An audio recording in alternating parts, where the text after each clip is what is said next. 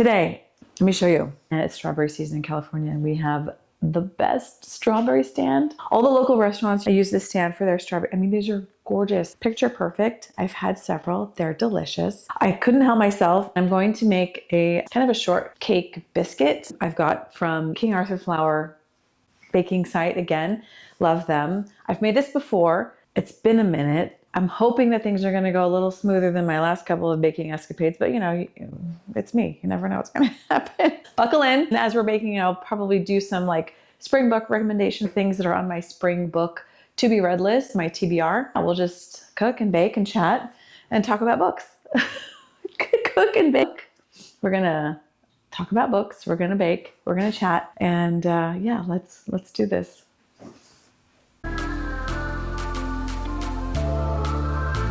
I appreciate you. I appreciate you all. So obviously I have a cold. So we just got back from a spring break with our nephews. I was fine going into it. And then on the plane, literally there were no less than 87 children, all of whom had a cough. So I have a cough and I have my super sexy alto voice that I don't mind it so much. The coughing, I'm pretty much over. The other elephant in the room that I need to address is about my face. Our cruise was to the Bahamas. As you can see, I'm pretty pale. I don't tan at all. I get red and then I freckle. I try to hide it with my arms, like these are freckles, and my hands freckle in the summer. It's just all a thing. But as you can see, I'm starting to peel from this really bad sunburn that I got. I was literally in the sun for 30 minutes, but being closer to the equator, I guess, makes a huge difference. And I had 50 on my face in a number of different formats. And I know they're not added. None of them worked. It should have worked. One of them should have worked. And I also got a super bad sunburn on my legs. So Bahamas 1, Nichole 0. There will be a rematch. I have learned. I'm always learning. I'm here to learn. To explain where I look splotchy. I haven't been able to exfoliate because it hurts too much. I feel like that guy in Goldfinger from the Austin Powers movie, you know, he's like peeling skin off. Anyway, that's disgusting. I'm done talking about my face. I have lots to talk about on that Disney cruise vlog that I'm going to be doing. Wait, you needed a summary of why my face looks this way.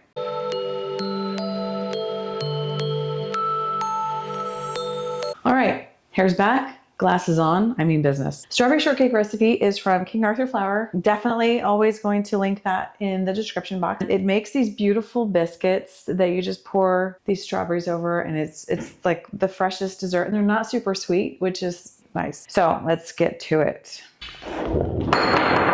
Oh shit.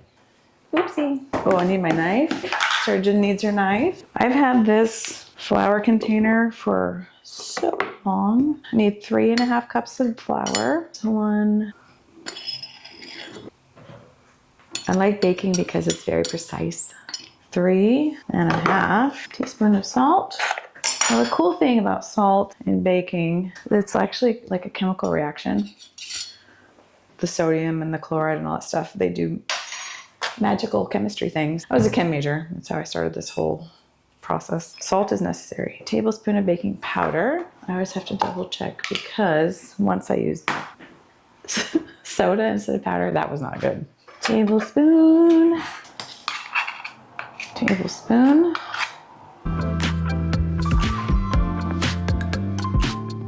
This recipe calls for buttermilk powder plus milk. Buttermilk powder is a powder that, Maggie, stop it. Maggie, that King Arthur Flour sells.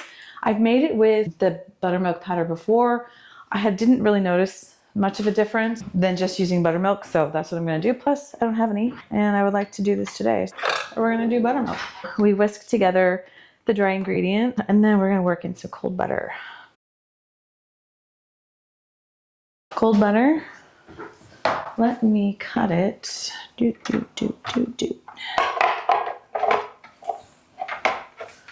Just like scones, it wants you to work in the butter. So jewelry off. Woo! Sorry, falling dishes. No, Maggie, you can't come up here, baby girl. She knows better than that. I don't know why she's being a turd right now. Why are you being a turd? Because I told you to stop doing that? Stop it. But you are going to use the whole stick, all 8 tablespoons. Maggie, seriously, you're killing me, Smalls. Go away. Come on. Go, go, go, go. Get out of here. Go. This is not the Nichole and Maggie show. Insubordinate is what they are. It's their house. I just live here. Ay, ay, ay. Cats. especially with Charlie. Oh my God, Charlie's out of control. Maggie, don't even think about it. Did your mother send you here? Go bother her. She's not making a YouTube video. Excuse me. If you're gonna stay and be my assistant, you can stay there if you want. She cannot eat this butter. Nope. This cat, you can't even see her. She's here. She's being good. Now, work in the cold butter or shortening until the mixture is crumbly. Let's do that. Maggie, really, this is too much. This is too much. No. Come on, go. Get out of here.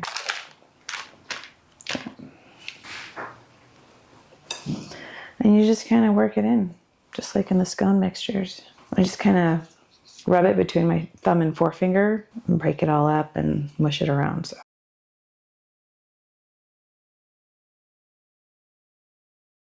All right, pretty happy with that. Let's wash our hands and keep going. Oh my God, in my excitement of talking to you, I almost forgot to add the sugar. Then they would have been really not sweet. It's okay, I can do it right now. I'm doing it right now. 3 tablespoons. This is a cool 1.5 tablespoon measure thing. We are not past the point of no return. It's funny, in baking and in surgery, there's a part where you pass the point of no return and you have to keep going the way it is till it's done. Like in surgery, in each surgery, there's like a reason that you would stop before you get in there and you would kind of see, oh, this isn't what I expected and we're not going to do this or whatever. There's a time in each procedure that you can't stop. Whisk the vanilla and egg with the buttermilk and add it all at once and stir it until the liquid is absorbed. Check. Compost. I love it and I hate it. It's gross. It's not as gross as slug nursery. It's still gross. It smells. And in the summer, it's super gross. But I'll do it because it's good for the environment. I'll do it for my nieces and nephews. Oh, I should probably preheat the oven too. Ah, no, that's the burner. Dummy. And then I need 1 cup of buttermilk and vanilla teaspoons. That was funny. When I added all that vanilla to this, what was I making? Oh yeah, the lemon cake. That was hilarious. It worked out a lot in the end, like things usually do. Another thing I learned in chemistry is that you should use the smallest vessel for whatever you're measuring, because as it gets bigger, it gets less accurate. And baking is about accuracy. Okay, another thing that's like surgery. Vanilla. Focus. 2 teaspoons. Vanilla. 1. Ah! I think I have another one. This is like half. Okay. Stand by, please. This is a different vanilla. Tracy says it's the better one. Am I supposed to shake this? Shake. No. And it goes. Point of no return. And add it all at once and stir it until the liquid is absorbed. Okay. Please stop, Maggie. This cat. What is your problem? I don't even know.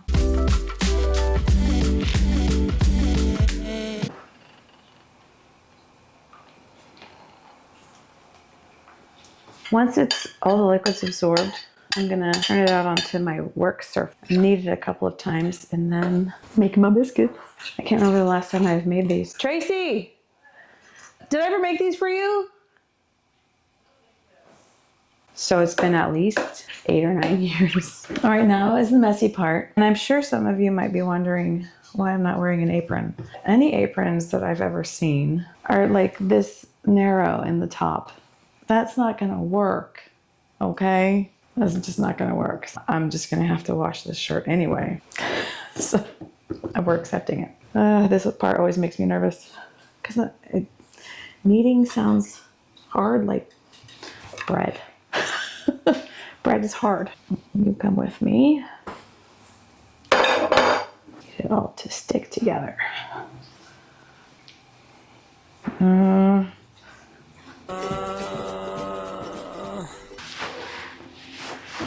Sort of sticking together.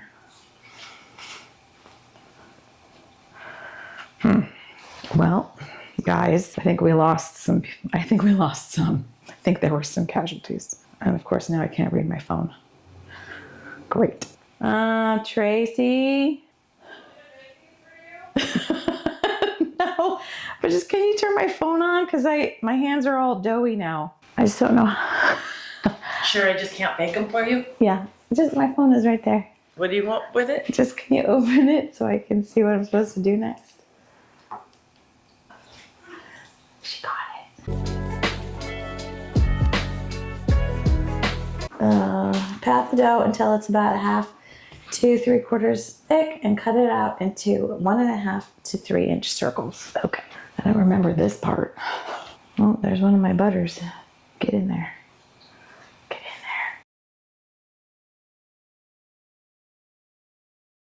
there. This is taking a long time. I'm resisting the urge to bust out a ruler or a tape measure. That is something that I would do. This is the 2.5. I have a 3, but I'm doing 2.5 because that way you can have more. Okay, cute. See, cute. I can already see like there's flaky layers in here. Guys, look at this. Oh, that's gonna be so great. I'm sure the folks at King Arthur Flour don't appreciate me associating their name with my baking projects. Well, maybe they should do like a baking for beginners guide. So what do I got here? I've got 12, 15, so it makes what, 15, 16? And then once they're in, we can talk about some books.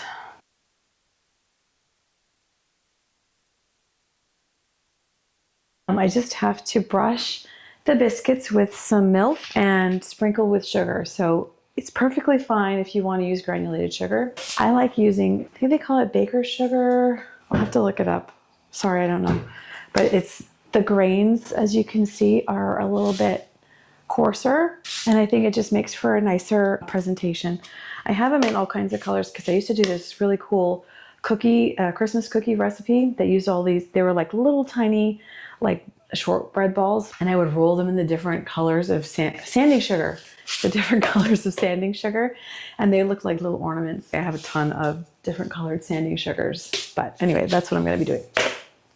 These little other dots you see on some of these are from the dough that I scraped up off of the counter because they were butter clumps. I'm not going to let those go. No way.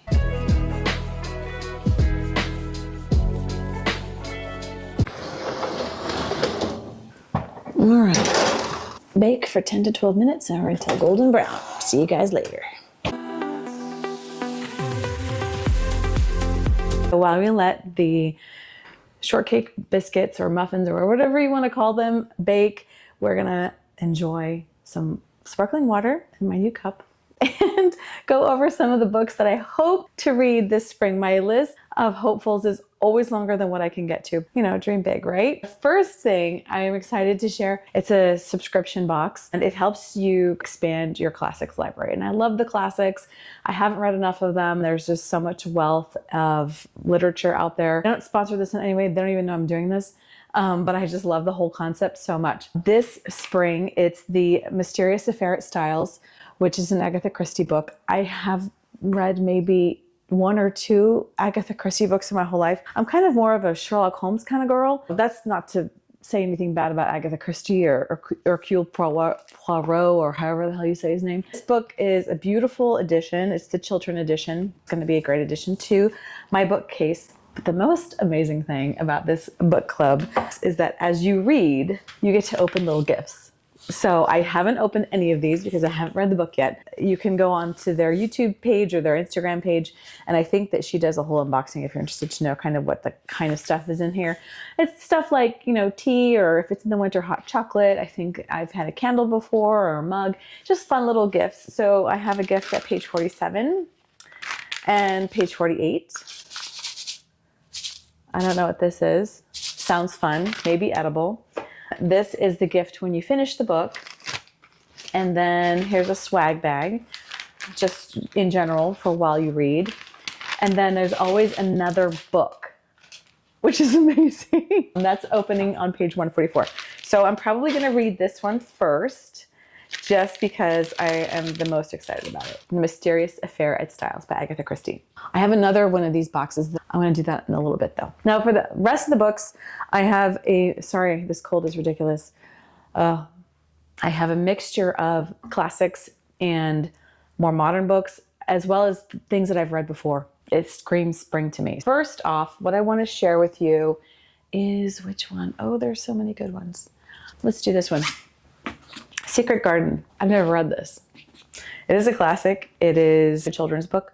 I don't care. Again, I don't even know very much about it. I just know that it takes place in this beautiful garden and all this stuff. So I'm excited to read that one. And if you've read any of these books, drop a note. Let me know what you thought of them. Next up, ooh, what am I going to share? I have read this one before. This is Where the Crawdads Sing by Delia Owens, and they made it into a movie. I haven't seen the movie yet, but I read and loved this book. I do often annotate my books, make notes, thoughts as I read. Not necessarily planning to go back to read them again, but if I do, then it's cool to see like what I was thinking when I was reading it. The interaction with the text helps me remember it. I think of this as spring because it's very nature-based. And I think it does happen in all the seasons because it goes through this woman's life. Her relationship with nature is just very beautiful. She's a wonderful heroine. I think this is a great spring book if you're looking for a modern classic, which I think this is going to be. Hi, Maggie. Maggie loves it when I come up here to the reading nook. Hi, Maggie. Oh, she's such a good girl. Okay, you can sit here with us. Next on the list is one that I have not read yet. I would say that my book tastes are not particularly girly. Where I do fall into that kind of girly romantic trap is Jane Austen. And I did totally fall in love with reading Jane Austen when I was in high school. Here's my dirty little secret. I've only read like 1.5 of her books, and I say half because I didn't finish it. I know that she's dead, right? Obviously, she's dead. She's not going to write any more books. So then when I'm done reading them all, I'm not going to have anything new to read from her. I haven't read most of the books that she's written, which is that's probably super weird. But anyway, here we are. It's weird. That's me. This spring, I think I'm going to be picking up Emma and giving this a try. All of the lists that I've ever seen as far as like spring books and things, Emma is definitely on there. And this is a beautiful edition. I have it displayed out in my entryway just because it is so beautiful, flowery and all that stuff, but it's a Jane Austen book, so I can't wait to kind of dig into it. Okay, my battery died. That's about how my day is going, by the way. I'm back with a new battery. How many books has Jane Austen written? Jane Austen is the author of more than 60 books. 60 books? What? Oh, 6. 6. Stupid Google. I mean, I love you, Google, and YouTube. Yeah, so 6 books. I've read 1.5. The other half that I read was Sense and Sensibility because I love that movie and Emma Thompson is amazing. Emma. I have a cat named Emma. So I should probably read it. Speaking of cats, Maggie ran off when I had to change the battery. So maybe she'll be back. Maybe she won't. That's just her deal. The next one that makes me think of spring a lot that I have read before, The Hobbit. I am not the hugest Tolkien nerds because when you talk about, Star Wars nerds or Tolkien nerds or whatever, there's always somebody who knows more than you. And I am definitely not that person. But I do love Lord of the Rings and Tolkien and all that stuff. Tracy got me this beautiful edition with the sprayed edges for Christmas. Also one of those people who collects books, multiple copies of the same book, if I love it. This one has beautifully colored illustrations. I think illustrated by the author. Yeah, these were drawn by Tolkien himself. And in this edition, they have republished them. So that's really cool. I haven't read this. Gosh, when was the last time I read this book? I might have been in high school because then after that I discovered Lord of the Rings and then I kept rereading those. So I haven't reread The Hobbit in a long time. Whenever I think of the Shire, I think of all the beautiful gardens, their love of growing things, and spring is a time for growing things. So that's why I chose The Hobbit. Let's see. What am I going to show next? The Paris Secret by Karen Swan. I don't know what season it takes place in, but when I was perusing my shelves, I saw it and I read the back and I was like, this kind of sounds like a spring-ish book. I don't genuinely know what season it takes place in, but you know, whatever. When high-powered fine art agent Flora Sykes is called in to assess objets d'art in a Paris apartment that has been abandoned since World War II, she is skeptical at first until she discovers that the treasure trove of paintings is myriad and priceless. The powerful Vermeil family, to whom they belong, is eager to learn more and asks Flora to trace the history of each painting. Despite a shocking announcement that has left her own family reeling, Flora finds herself thrown into the glamorous world of the Vermeils. But she soon realizes there is more to this project than first appears. Of course, otherwise we wouldn't have a book. As she researches the provenance of their prize Renoir, she uncovers a scandal surrounding the painting and a secret that goes to the very heart of the family. The fallout will place Flora in the eye of a storm that carries her from London to Vienna to the glittering coast of Provence. Provence, you know, the southern coast of France, you know, kind of springy, maybe, I don't know. Anyway, it's on the list. This recipe calls for 4 quarts of strawberries, mash 2 cups of the strawberries, and then slice the remaining ones. Okay, perfect. So we're just gonna cut all the tops off. Oh, why did I do that? Doing weird stuff again. Look out. It's gonna get crazy. So back to the composting thing. Our city has a compost bin and they want you to put your food in it and all the like messy cardboard and napkins and tissues and all these other things, which is great because it means I don't have to have a compost pile, because if I did, I wouldn't, because that's just gross. If you have one and you do that, you should get some kind of award, because gross. And I realized that that's very ironic that I think a lot of things are gross, because I literally deal with blood and poop at work all the time. Everybody has their thing, okay? Also, I can't do eyeballs. Eyeballs gross me out, and mucus grosses me out, which is why I could never have been, it's done, an anesthesiologist or a plastic surgeon or an ENT. All right, 11 minutes. As I was saying, I have mad respect for you if you do your own composting. So tell me, does your city do composting for you? So I'm just curious. 5 minutes later. Now let's mash them. If I were the masher, where would I be?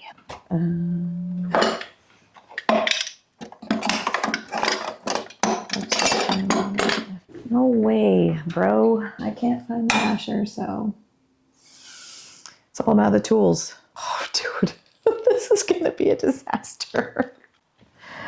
Oh, shit. We have to have a masher.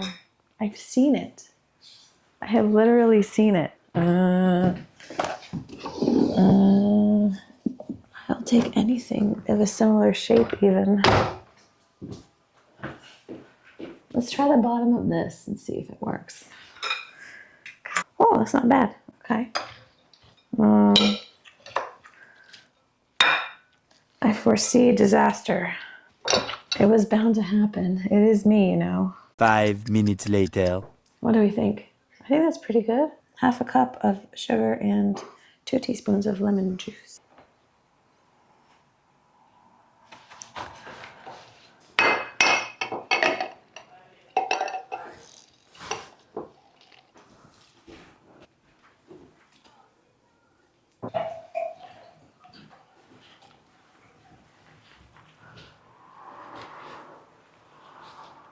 And once we mix it all together, we're gonna cover it and put it in the fridge and it'll be ready. I think I'll probably stir it a couple of times. This is gonna be great. Delicious, you guys. We'll be back. Okay, here you go.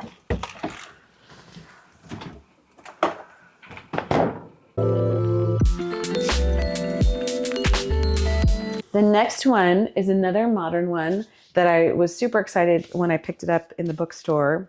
Again, I don't know if this happens in spring. It's on my spring read list. So this is The Cartographers.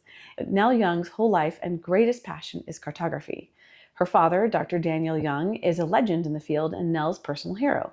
But she hasn't seen or spoken to him ever since he cruelly fired her and destroyed her reputation after an argument over an old, cheap gas station highway map. Random. But when Dr. Young is found dead at his office at the New York Public Library with the very same seemingly worthless map hidden in his desk, Nell can't resist investigating. To her surprise, she soon discovers that the map is incredibly valuable and exceedingly rare. In fact, she may now have the only copy left in existence because a mysterious collector has been hunting down and destroying every last one, along with anyone who gets in the way. Very intriguing, very mysterious. I don't do a ton of mysteries, but I happen to grab a lot of mysteries for this list. I don't know why, but there you have it. House in the Cerulean Sea by T.J. Klune. This cover is definitely very springy, spring colors. Again, I have no idea what season it takes place in, mainly because it takes place in another world. Mostly what I read is fantasy, sci-fi, that kind of stuff. T.J. Klune is an author that I have several in the library. I just haven't had a chance to read him yet, and I have heard wonderful things about this book. In this world, the protagonist is a typical civil servant in charge of magical youth, and he works in that department. And he lives in a tiny house with a cat. Very relatable. Called to an adventure to travel to an island, to an orphanage there, to see if these magical children exist, and if they do, if they're why they're so dangerous. They're actually going to bring about the end of days. It goes from really boring life with a little cat like Maggie to a wild adventure. Looking forward to this one. Hi, Mags. My tiny cat. She's so little. Hi. She likes looking at the cars. And the squirrels hang out on this tree right here, which is hilarious. And actually, you can look from this tree into the living room down the stairs. They find Tracy, and if she hasn't fed them, they yell at her from this tree over here. And they like flap their tails and they chirp at her. She's like, fine, I'll feed you. Is there any book that makes me think of spring more than Anne of Green Gables? I don't know. It would be tough to beat. And yes, I know this book happens in all the seasons in the Maritimes of Canada. When she's picked up from the train station, there's spring blooming all around her as she starts her new life. There's just so much symbolism there that that's the beginning of her journey and our journey with her. And so that's why I associate this book with spring. And I haven't read this book. Gosh, when was the last time I read this?